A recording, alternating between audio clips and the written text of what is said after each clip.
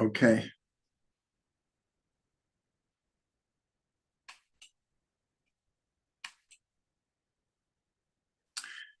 Tonight, we are going to dedicate the class. Wendy is here, Wendy Fielding, and it's her brother's yahrzeit tonight. His name is Yosef Michael ben Anshel Halevi. And so we're going to dedicate our learning to an Aliyat Neshama for Yosef Michael ben Anshel Halevi. And after the class, we'll ask Wendy to share some thoughts about her brother. Okay, so we are beginning on the 5th chapter of the second book of Kings. But before we start, I want to give some thoughts about Elisha the Navi. We've been following we'll call them the escapades of Elisha for a couple of weeks now, from the time that he was appointed by God to take over from Eliyahu Navi. And we learned how he witnessed Elijah the prophet rising up to heaven in a fiery chariot. And because he witnessed it, he had asked to have double the spirit of Eliyahu. And Eliyahu said, if you see me rising to heaven in a fiery chariot, you actually see it, you will be blessed with double my spirit. And as we've mentioned, it's recorded in the book of Kings, 8 different miracles that Eliyahu Navi did. And here we're in the middle of 16 miracles that Elisha performed. And so tonight we're going to learn a number of different stories about Elisha the prophet. And next week we'll have even more. We'll probably finish the stories of Elisha next week. But we're in the middle of it. And tonight, as I was preparing, I see that there's not a lot of great explanations here, great meaning. The storyline tells what we need to know. Many times there's a certain incident, and we can spend a half a class just exploring the meaning of these different incidences. I found that we're going to do chapters 5, 6, 7, and 8, I believe. And like I said, the stories tell what we need to know. So that's why I wanted to take just a little time before, just to have some reflections about Elisha. It turns out that Elisha was the head of the prophets. And we learned they were called the B'nai Nevi'im, the sons of the prophets. This was at a time where there were schools of prophecy. And it was very well known and spread the idea of learning the methodologies that could make someone available, a proper vessel for prophetic experience, or even to be a prophet. Almost everyone who went to these schools did not become a prophet in the sense that they're recorded in the Tanakh. But we're told in Masechet Megillah that during this time there were 1 million prophets, meaning people who are on the level of receiving prophecy and had experiences, prophetic experiences. Not necessarily that God came to them with a vision or a message for all time. That's what you see in the books of the prophets, starting with Isaiah, Jeremiah, Ezekiel, and then the 12 minor prophets, they all had messages that had eternal meaning and relevance. But there's something different about Eliyahu and Elisha, that they're not giving over prophecies of the future, but they are performing miracles. And if we look at all the other books of the prophets, we don't see them performing miracles. We didn't see Yehoshua, Joshua, or Samuel. Actually, Samuel, there was one miracle that he helped bring down. We know in the Torah that Moshe performed many miracles, all of the plagues. But there, it was very clear that because each plague, God said, go to Pharaoh and tell him that if he doesn't let the people go, this is what's going to happen. So we definitely get the feeling that God is doing all of the miracles. And yet he insisted, especially at the whole discussion at the burning bush, where Moshe actually said to God, if you read in between the text, is, what do you need me for? You're going to be doing all of this. You're performing the miracles. You're changing nature. You're bringing Israel out of Egypt. What do you need me for? And here, this is a very, very important concept where God insists on our partnership. And so there is a difference with Elisha and Eliyahu. They're both called prophets. But again, you don't see them giving over these eternal messages. And yet, so much of the book of Kings, the first book of Kings and the second, are about Eliyahu and Elisha and all of the miracles that they did. So here we know that all of these figures are archetypal. And so here we learn about the whole idea of, call them miracle workers, that throughout Jewish history, you look in the Midrash, you look in the Talmud, especially during the explosion of the Hasidic movement, so many of the Rebbes were considered miracle workers. And among the Sephardim also, they had miracle workers and people who attested firsthand to the different miracles that were performed. So I just wanted to put Elisha and Eliyahu in some kind of a context here. Because like I said, they're very, very different. In the book of Judges, now we have Shimshon. And Shimshon had, call it a superhuman strength when the hand of God was upon him. So in all of these cases, you see it's really God who is doing the miracles, but through the partnership, through the vessel of enlightened individuals. Here, sometimes with Eliyahu and Elisha, it's clear that it's God doing the miracle, but many times in the actual text, it just sounds like they are doing the miracles. But it's important to state that even when it doesn't say explicitly that God is directing them to do a certain miracle, or it's not explicit that God is working through them, that is how we understand it. But nonetheless, in many of these stories, there's no mention of God when Elisha or Eliyahu performed a miracle.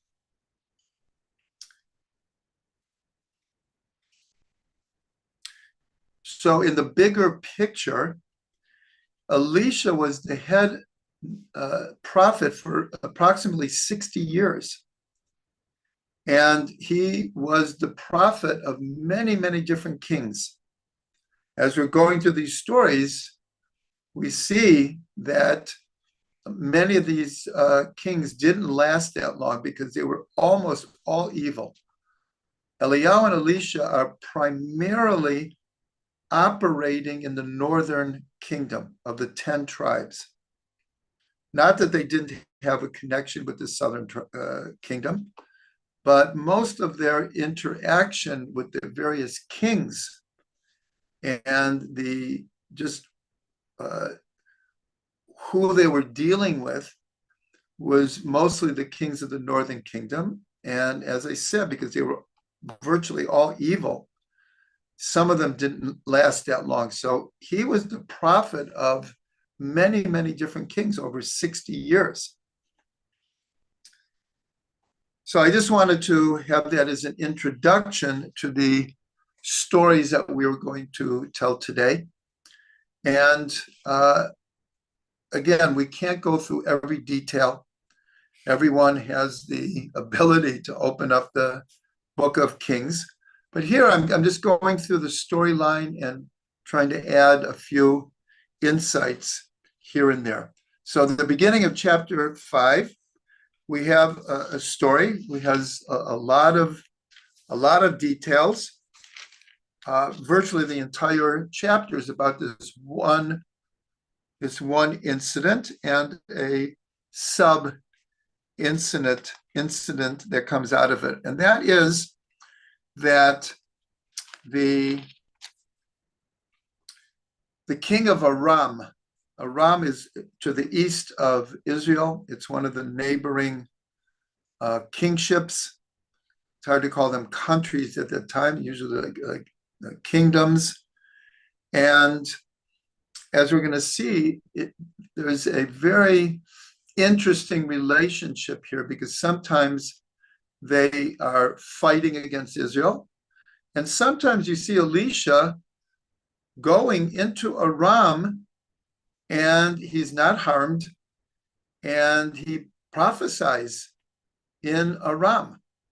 So here, and it's not easy to understand the flow of when they're fighting and when they're not fighting. Nonetheless, the reputation of Eliyahu and Elisha went before them, not just in Israel. They were known in the whole area because especially when you're performing miracles, word gets out. So the general of the king of Aram, his name was Naaman, and he had sarat. He had a skin disease. And in one of the wars with Israel, he had captured a young Jewish girl and became his servant. And she said to him at one point, "Why don't you go to the famous prophet Elisha, and he could heal you?" And so Naaman listens to her, and he asks permission from the king of Aram. And the king of Aram gives him all of these presents to take to the king of Israel with the request, "Please accept these gifts and heal my general." Like I said, it's a bit of a strange relationship here because this is the same Aram, as we're going to be learning tonight, that is fighting against Israel here and there. So anyways, Naaman comes with all of these gifts for the king of Israel. One second.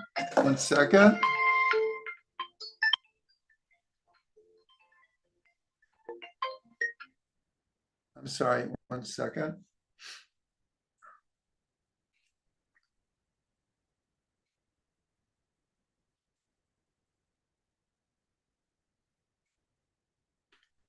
Sorry, we forgot to put it on mute.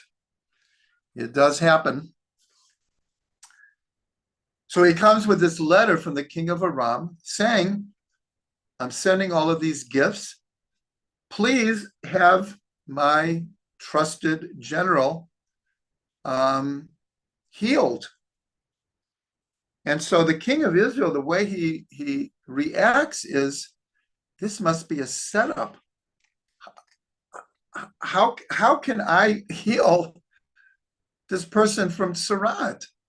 It turns out that in the letter, it seems that it's not mentioning Elisha. The king thinks he's supposed to heal this person, and he feels it's a setup. I'm not going to be able to do it. And now Aram will have a reason to fight against me. Elisha hears of this, either physically hears the story, or in prophecy, he understands what's happening. And he goes to the king and says, and the king actually rent his clothes. He tore his clothes as a sign of mourning. He really felt this was a huge setup, and he wasn't prepared to fight against Aram right now. So Elisha says, why should you rent your clothes? Let him come now, and he'll know that there's a prophet in Israel. And so Naaman comes. So Elisha sends a messenger. He doesn't even see Naaman. And he sends a messenger and he says, tell him to immerse himself in the Jordan River 7 times, and he will be healed. And so when Naaman hears this, he's outraged. It's like, are you kidding me? This is going to heal me by dipping in a river? I have greater rivers in Damascus, where I come from. I have to go to the Jordan, which is considered a very small river compared to other rivers. And he's really, really upset. But his servants say, you should give it a chance. This is Elisha the prophet. And if he's telling you to do this, if he would tell you to do something very, very difficult, that you would have to spend time and money and to do, wouldn't you do it if you could be healed? So here he's telling you to just do a minor thing, to immerse 7 times and you'll be healed. So Naaman listens to them, and he immerses 7 times, and he comes out and he's healed. His skin reverts. It even says it's like a baby's skin. He is so impressed. Now he goes to Elisha and he says, now I believe in the God of Israel. He was sincere, actually. Now I believe in the God of Israel, and let me give you presents and gifts. And Elisha refused, very similar to when Avram, when he saved the people of Sodom, including his nephew Lot. So he was offered like a reward, and he refused. He said, let no one say that you made Avram rich. I didn't do it to get rich. So Elisha refuses to accept anything. And Naaman says, in my heart, I will be praying to your God, but I want you and God to forgive me, because where I live, everyone is involved in idol worship.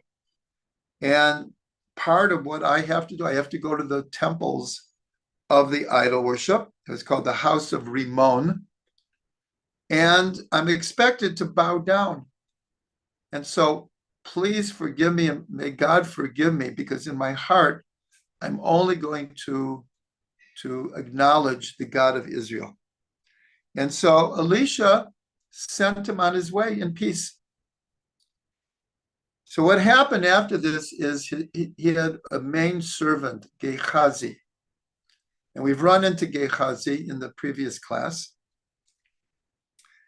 And Gehazi comes up with a plan that he's going to go to Naaman, who's on his way back home, but he's going to catch up with him. And he's going to make up a story that there's other prophets that are coming to join Elisha, and they could use some sustenance. In other words, I know that you offered gifts to Elisha and he refused, but my master is asking for these people you can give. And Naaman is happy to do it, and he gives him money and gifts. And Gehazi goes back and he hides him in his house. And then Elisha calls him and says, "Where have you been, Gehazi?" And Gehazi says, "Oh, nowhere. I was just hanging around." But Elisha is a prophet, so he knows what just happened. And he rebukes Gehazi, and he curses him with the same skin disease that Naaman had. So here I do want to point out that we see that Elisha was the student of Eliyahu Navi. And we know that Eliyahu was, we call him a zealot. He was very zealous and had a lot of gevura and a lot of din, a lot of judgment. And here we see Elisha very, very much following in his footsteps. Last week, we heard the story of how either these young children, but we understand young, immature men were taunting him. And he cursed them also. And they were, whether it was literal or not, but they were punished in some fashion. So here again, we see Elisha is very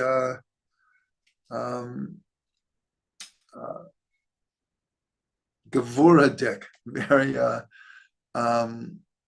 judgmental.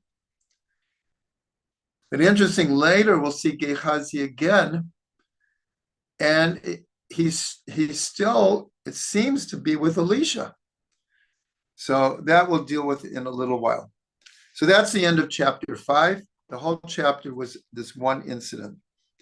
And then the Bnei Nevi'im, the sons of the prophets, come to Elisha, and they say, where we are, it's just, there's not enough room for us, there's not enough sustenance for us.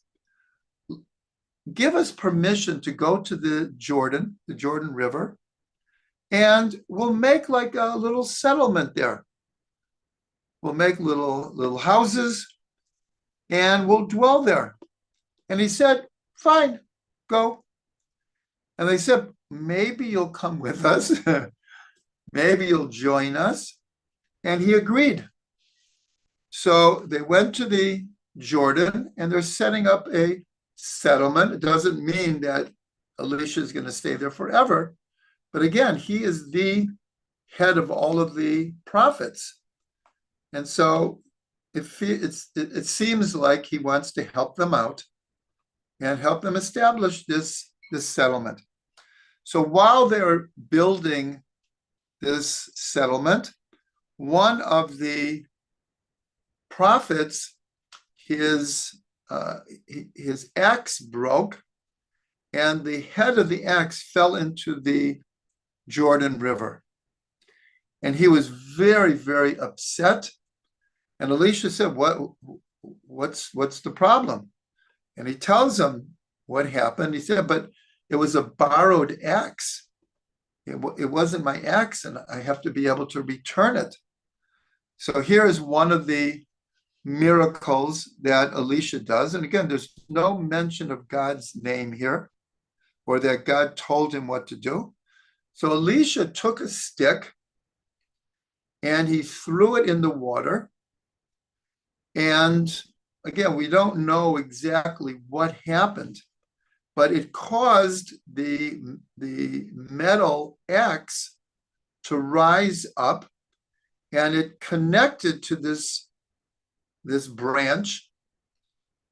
And Elisha said to him, he said, put your hand in the water, and right under the stick, there was the head of the axe that had attached itself to the stick.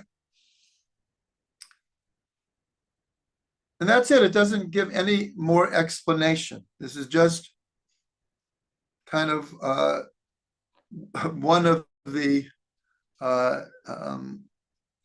miracles of Elisha. Now, the king of Aram, remember, Aram is the same country where Naaman came from. Now, Aram is going to fight against Israel. Like I said, it's a very convoluted relationship that's going on here. And he took counsel with his servants and his counselors, and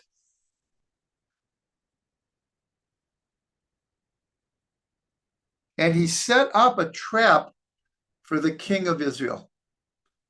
They kind of like infiltrated into Israel, and they seem to know the movements of the king. And so again, Elisha, we'll call it, sees this in a prophetic vision, and he warns the king, don't go to this place where you usually pass because they've set up a trap for you. And so not just once, but 2 times, the king listened to him. And when he was going to a certain place, he avoided the trap. So the king of Aram, when he heard about this, was very upset. And he's thinking, there's a spy in our midst who's like a double agent, and he's somehow sending messages to the king to avoid the place where we set up the trap.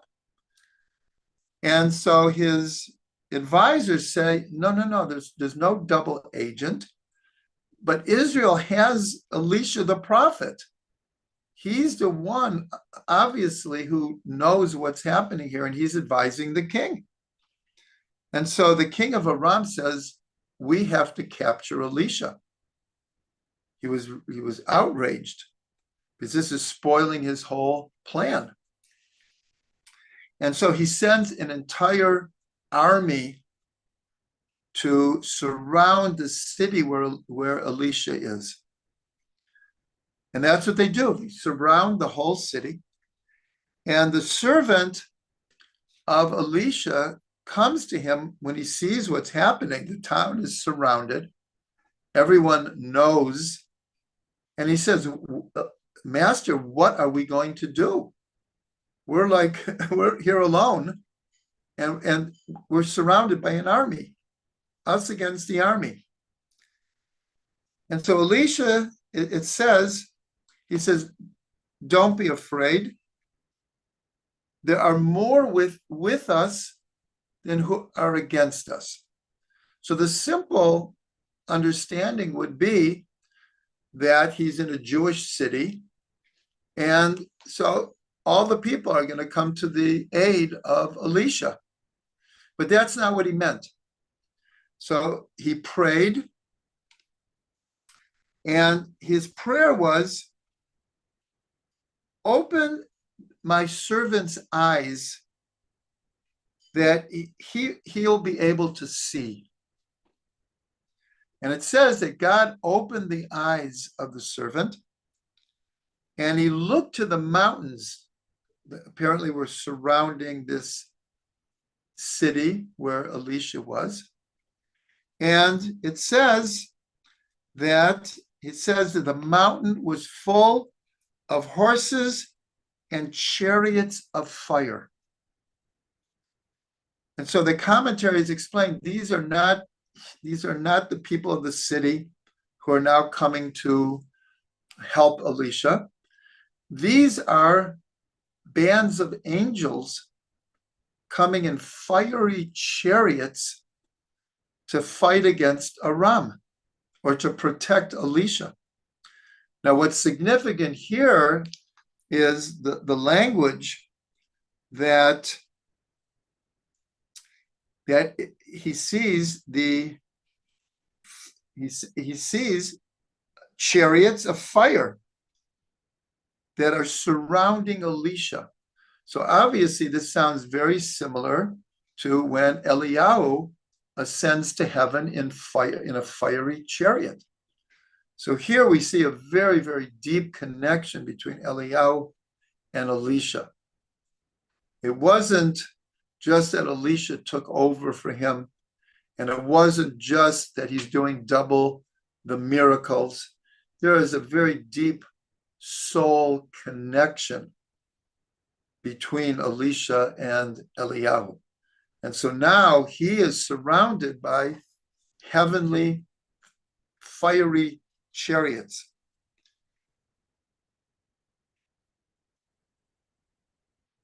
And then Elisha prays to God.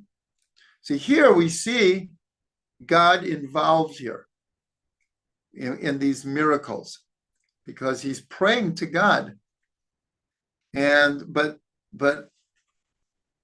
the verse is like, just open his eyes so he'll be able to see what I see. I see bands of angels in fiery chariots that are going to defend us. But again, he's praying to God. And so we understand that this whole thing is happening, that he's just a vessel, he's just a channel. And especially now, Elisha prays again, and he says, strike the army of Aram with blindness. And that's what happens. They all become blind, but it's not clear if it's physical blindness or we'll call it confusion. The word that's used is the same word as when the angels came to Lot in Sodom. And the people of the city, they didn't know they were angels. They had the appearance of men. And they surround Lot's house, and they want him to give up the people. And because in Sodom it was forbidden to be hospitable. It was one of the laws of Sodom. We don't accept strangers here. Strangers are not welcome. And so much so, it's just like a law. You cannot bring strangers into your home, into our city. And there also, it says that God struck them with this kind of blindness. So it's somewhere between a physical blindness and a spiritual blindness, that they just don't see what's happening. So after that, Elisha says to them, basically, you're in the wrong place at the wrong time. Follow me, I'll bring you to who you are looking for. Intimating that I'll bring you to Elisha. And the army was completely confused or blind. And so it says he led them to the Shomron. And so when they came to the Shomron, Elisha said, God, please open up their eyes. And they opened their eyes, and the whole army realized they're in the Shomron. So obviously there is some kind of miraculous event happening here, that he's able to transport an entire army from wherever they were. It doesn't name the city where he is, but they were taken to Shomron. Now, Shomron was, we call the whole area of what's referred to as the West Bank is the Shomron and Yehuda and the Shomron. But there was a city called Shomron also. So somehow, miraculously, this whole army is transported to the Shomron. It could have been that they physically followed Elisha. It could be that he transported them miraculously somewhere in between. And now the king of Israel comes. Remember, this is the same king who was afraid of being captured in this trap that the king of Aram had sent. And so now he has the whole army of Aram in the Shomron where he is headquartered. So he says to Elisha, should I kill them all? We have the opportunity. And Elisha says to him, these are captured soldiers. You can't kill them. And not only that, we're going to make a feast for them and feed them and send them back to where they come. And that's what happened. So here we see, I'm not saying this is the precedent, but we see an example of this idea of it's international law now that you can't kill a prisoner of war. You have to hold on to him until there's some kind of exchange or the end of the war. Unfortunately, in the last 2 years, we saw with our captives that although most of them were not killed, many of them were killed in captivity. Either the people who were housing them just got sick of it and didn't want the responsibility anymore, or in a rage. We don't know. But we do know, for example, when there were 6, including one of the American hostages, there were 6 being kept together, and the army didn't even know that they were close to the tunnel where they were. But when Hamas thought that maybe they were coming to rescue them, they killed them all. But here we see a precedent for this idea that you don't kill a prisoner of war. But then it said they went back, and the raiding parties didn't come into Israel again. And yet the very next verse is that here it seems that we have a new king, and he gathered up all of his hosts, and he is going to attack. And so he besieges the Shomron. And because of that, and because the northern kingdom were not very righteous at that time, there was a tremendous famine. And so what happened was that the famine was so bad, the expression that it uses here is that the head of an ass cost 80 pieces of silver, and a fourth of a dove's dung cost 5 pieces of silver. These may have just been expressions that no one could afford anything. There wasn't much of anything. And so those people, whoever had even anything, who was charging so much money for it because they wanted to exist, that it was just a terrible situation. So the king of Israel is going out, trying to figure out what he does, and 2 women come to him. And a woman comes to him and complains and says, "Please help me." And the king says, "How can I help you if God won't help you?" So here we see, despite all of their idol worship, a what is it called? A soldier in a foxhole. There are no atheists in a foxhole. So he says, how can I help you if God won't help you? Meaning, I have no answer for you. This whole famine is out of my hands. So she says, but listen to my story. I have a young child, and my neighbor, a woman, has a young child, and we were so desperate, and we were so hungry. And we know this from the Second Temple. There are many incidences written about. They ate their children. That's how desperate people came. So these two women had an agreement. Today, we'll kill your child. It's a terrible thing. And boil them and eat. And tomorrow, your child. So the first day, they killed this child.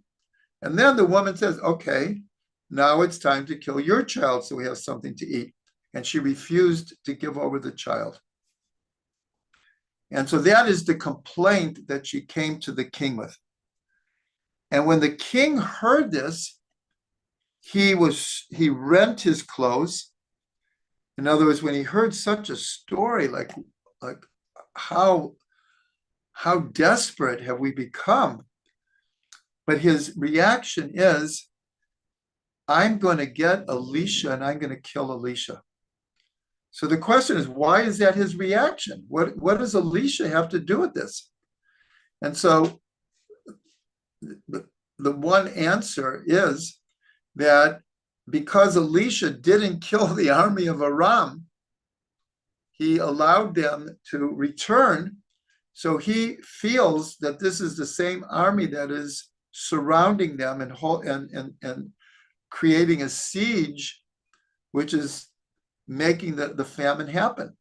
So he's blaming it all on Elisha. So he sends messengers to capture Elisha, and they ask,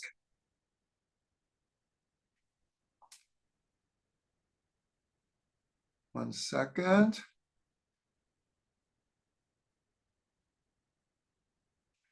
And so he sends messengers that he is going to make Elisha pay for this. Elisha is sitting in his house with many elders, and he sees what's about to happen. And he says, don't worry, just don't let the messengers in here. And he says, listen, oh no, the messengers come, and Elisha says, listen to the word of God, who says, tomorrow a measure of fine flour will be sold for just a shekel, and 2 measures of barley also for just a shekel, right here in Shomron. Meaning something is going to happen to change the situation completely.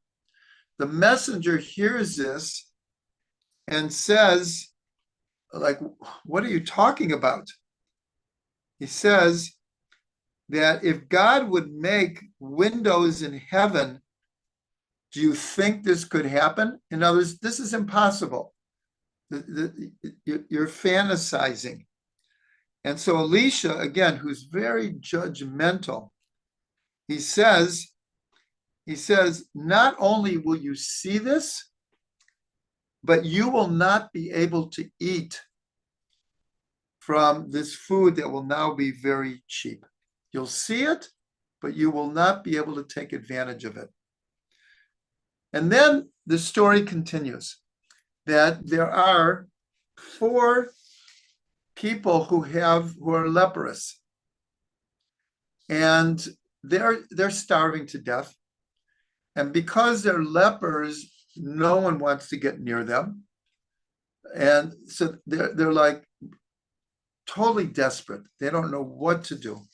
So one of them says, let's just go to where the army of Aram is and just beg for mercy. Like, they might kill us, but we're going to die from starvation here anyways. so we might as well do this. So they go and they get to the camp where they expected to see the army. That's where everyone thought they were. And they get there and it's empty. There's no one there. But all of the tents are there and all of their possessions are there, including food. And so they can't believe their eyes. They start eating. They start gathering up all the possessions. We're going to be rich. And they're like, unbelievable. God has saved us. And then one of them says, I don't think we're doing right here. Everyone in Shomron is dying of hunger. And we're going to just stay here and just eat the spoils and take the spoils and disappear. It's not right. So they go to the king and they tell him that we got to the camp and we don't understand, but it's empty. Everyone has fled. So the king is very suspicious. He's thinking this is a trap, just like they tried to trap me before. This must be a trap. They must be just right around the corner, right around the ridge, and they're going to wait for our army to come, and then they're going to surround us and kill us. And so they decided, okay, but maybe, who knows what happened here? Let's just send a couple of people and we'll see if they're telling the truth. Maybe they're not even telling the truth. Maybe they're double agents. We don't know. So they send a couple of people, and it's true. It's an abandoned camp. And it was full of food and vessels and garments. And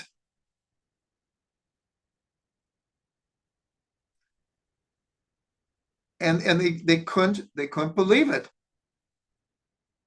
And so what happened was, word gets back, all the people come, they take all of the booty, all of the food, and the next day, just like Elisha had said, that flour would cost only a shekel and barley would cost 2 shekels. And so what happened was this messenger who came thinking he was going to capture Elisha and take him to the king, he sees all of this happening and he can't believe it. And what happened was,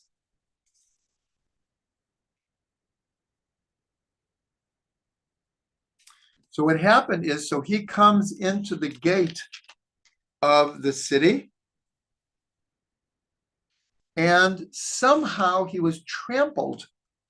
In other words, it's like an upheaval here. That after all of this famine, there's now food, and somehow in the gate of the city he is trampled and he dies. So just like Elisha said, you will see it, but you will not be able to take advantage of it. So here we just see miracle after miracle that Elisha is performing. And as I said in the introduction, Eliyahu and Elisha, they're really the only ones in the Tanakh that these kinds of miracles are being performed. As I said, Moshe made miracles, Shmuel made a miracle, Shimshon, in a certain way, lived a miraculous kind of life. But these were like individual incidences, singular incidences. Well, here we see Eliyahu and Elisha, their whole lives is just one miracle after another. As I said, Elisha was the main prophet for 60 years. We don't know exactly the time frames of all of these events. Then we're in chapter 8. And here we'll go a little bit quicker, where here we're told that there is another famine. Like I said, these stories, they don't tell us the dates or how many years after. It's not easy to come up with a chronological understanding, but apparently here, and we also know the idea that there's no before and after in the Torah. So here, it's possible that this was the same famine that was happening. Nonetheless, if we remember the great woman, the Shunammite, whose son Elisha did Techiyat Metim, resurrected the dead. And so he comes to her and says, this famine is going to last for 7 years. So I'm advising you to go to the land of the Philistines and ride it out. So here's another example. The Philistines and Israel were fighting on and off for literally hundreds of years. At the time of Shimshon, they were fighting. The time of Shmuel, they were fighting. At the time of David, at the time of Shaul and David. Here, we're substantially afterwards. But here, they go to the land of the Philistines, and she lives there with her family for 7 years, and then the famine ends, and she comes back. And it turns out that the king is talking with Gehazi. Remember Gehazi, who really did something very wrong by getting Naaman to give him money behind Elisha's back. Nonetheless, here he is, and the king says to him, tell me about all the great things of Elisha. You are his servant. You have seen all of this. So Elisha is telling him all of these stories, and kind of like who walks in right then? The Shunammite, this woman. And he says, I can't believe it. I just told you the story of how he resurrected a child from the dead. This is the woman. And so the king is very impressed. And she says to him, we were gone 7 years, but people took our land. And it's not right. You're the king. You need to make it right and return our land to us. And he does. And that's what he does. So here, Elisha is not even really a part of it, but in a certain way, he saves this woman again. And he's not even there, just his reputation. And then we have just one more story here. And that is, now Elisha goes to Damascus. And remember, Ben-Hadad, this is the king of the time of the famine, and his army somehow fled. And he's sick now. And he takes his second in command, whose name was Haziel. And he said, take a present and go to Elisha the prophet and ask him, am I going to recover from my sickness? So Hazael goes to Elisha, who's in Damascus, and he brought presents to him. And he said, the king wants to know, is he going to recover?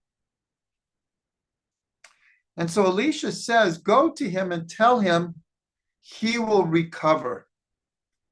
But then the text says, but the truth is he will not recover. And so Hazael is like what's going on here? And Elisha begins to cry. And Hazael says, like, why are you crying? What is going on here? And so he says to him, the reason I'm crying is because I see all of the evil that you are about to do, and how you are going to lead armies against Israel and destroy many people. And Hazael says, like, how I'm in no position to do any of this. Why are you suspecting me that I'm going to do it? What does this have to do with the king recovering? So he says, because God has shown me that you are going to be the king. And so Hazael, again, he's hearing the words of God through the prophet. So he goes back and he says to the king says, what did Elisha say? Am I going to recover? And he says, yes, you're going to recover. The next night he comes in and he smothers the king to death, and he becomes the king. Now, this is very, very mysterious. We'll say God works in mysterious ways that it's very, very hard to understand what the accounting is here. Why is God allowing this to happen?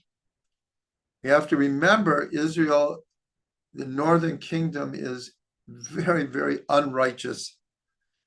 They're idol worshipers. They've abandoned the Torah in great measure. They've held on to some of it, but in great measure, they have abandoned it. And God is just showing Elisha measure for measure in an accounting that it's not for Elisha to agree or not to agree. God is telling him what is going to happen, and he's crying over it. And he's crying also because we would imagine between the lines here, Elisha is also asking God, can it be different? Why should this happen? Can't you change things around? But in the simple text, Elisha is just the channel for God's word. And that's why it says before, go tell the king he will recover. But then the text says, but Elisha knew that he would not recover. But he kind of spilled the beans to Hazael, what is actually going to happen here. And then the end of chapter 8 just gives, in very, very quick order, a whole list of different kings, how long they ruled, how evil they were, what wars they fought. And it's done very, very quickly. There's very little explanation. And that is the whole end of the 8th chapter. Next week, we'll continue. Elisha's escapades are not over, and we will see more. But here we're getting, I'm going to go back to how I began the class, that this Elisha and Eliyahu, they are like the archetypal examples of miracle workers. Again, when we look at the books of Isaiah, Jeremiah, Ezekiel, we don't see them doing miracles. They have visions. God speaks to them. They bring messages to the people, but we don't see them doing miracles. And the same thing with the 12 minor prophets. But we do know throughout Jewish history, there have been many, many people who miraculous events are attributed to. I will just mention this for those who have a good memory. I think you all know that I'm writing for Wonders, this magazine, every week, and I have to be way ahead.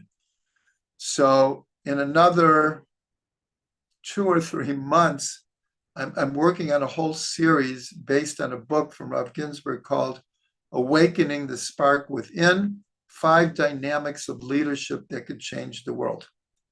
And one of them, the third dynamic, has to do, the second dynamic has to do with the idea of people being able to perform miracles. So I'm just mentioning that because maybe you'll remember, and when you read the article, you'll remember that we discussed it. But even in our day, the one example that I'll bring is that the Lubavitcher Rebbe, there are literally hundreds, if not thousands, of first-hand reports of what they consider his prophetic sight.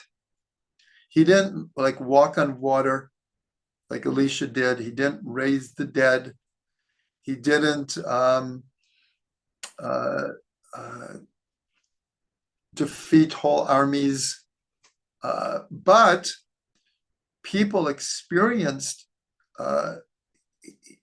his advice that he gave people most certainly had prophetic insight into them. As I said, there's hundreds, if not thousands, of stories of people who consider that their interaction with the Rebbe and his prophetic vision for them was truly miraculous. So that's just an example in our lifetime. Of course, there are many stories of the Baal Shem Tov, many miracle stories. But as we're taught, because that's hundreds of years ago, and many of these stories were not written down till many years later. And so it's not clear which of the stories are, call it, legitimate and which perhaps are exaggerations. But it's given over in Hasidic tradition that anyone who thinks that the Baal Shem Tov couldn't have done these miracles is mistaken. In other words, he did enough miraculous things that even if all of the stories are not 100% accurate, he could have done these stories. And the Ribnitzer Rebbe, who was the previous generation, scores of stories of people who experienced miraculous events. In the Sephardic communities, the whole family of Abu Chatzera, he was a very, very famous Sephardi sage. Again, but most of these stories now are told within the lifetime of these people. That's the difference. Like with the Baal Shem Tov, the stories weren't like written down till later. Now, already books were coming out when the Rebbe was still alive about these miracle stories. And the same thing with Rebbe Abu Chatzera. Like I said, hundreds of miraculous stories.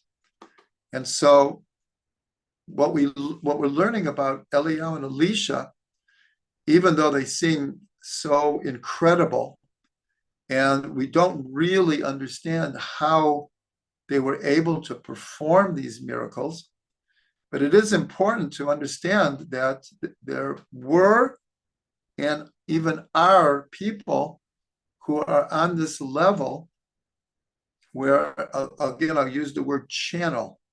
They're able to channel God's energy to perform acts that supersede the laws of nature temporarily.